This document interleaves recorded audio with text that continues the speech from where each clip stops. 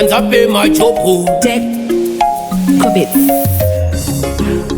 Mr. Coach Chachuni Sechai muchita Wekakaku Yochi kombe Hostintu Pano pane epi Musambo Kanengambo kwanisa kunzinda zoureka Inandimbo ureka Musambo Zimdancehall kaucha edu mazimba Pano pane epi Musambo Kanengambo kwanisa kunzinda zoureka Inandimbo ureka Musambo Zimdancehall kaucha edu mazimba Kana tikati paita nyama atireve kuti une munyama asi ezve nyama nekuti tese tiri vanhu venyama.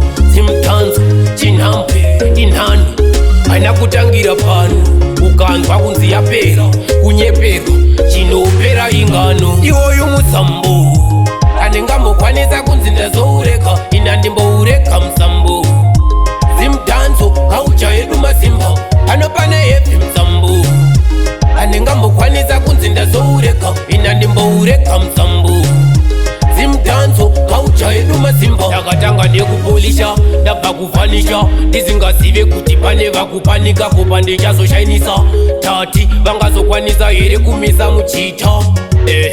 Aiwe Decco panonzi hombe unenge wavhureko ukandimhaka unenge wagoneko handisi mhora ndibvire kumhepo pano pane hepi Musambo andingambokwanisa kunzi ndazoureka kunzi ini ndachinja Musambo. Zimdancehall kaucha yedu mazimba ini ndiri hepi Musambo andingambokwanisa kunzi ndazoureka kunzi ini ndachinja Musambo. Zimdancehall kaucha yedu mazimba kana tikati paita nyama atireve kuti une munyama asi ezve nyama nekuti tese tiri vanhu venyama. Zimdancehall chinhampe inhani haina kutangira pano ukanzwa kunzi yapera kunyeperwa chinopera ingano. Iwoyu Musambo anengambokwanisa kunzi ndazoureka inandimboureka Musambo. Zimdancehall kaucha yedu mazimba pano pane epi Musambo anengambokwanisa kunzi ndazoureka inandimboureka Musambo.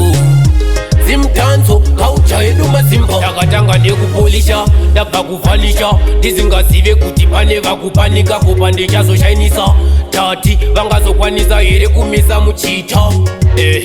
Aiwe Decco panonzi hombe unenge wavhureko ukandimhaka unenge wagoneko handisi mhora ndibvire kumhepo pano pane hepi Musambo andingambokwanisa kunzi ndazoureka kunzi ini ndachinja Musambo. Zimdancehall kaucha yedu mazimba ini ndiri hepi Musambo andingambokwanisa kunzi ndazoureka kunzi ini ndachinja Musambo. Zimdancehall kaucha yedu mazimba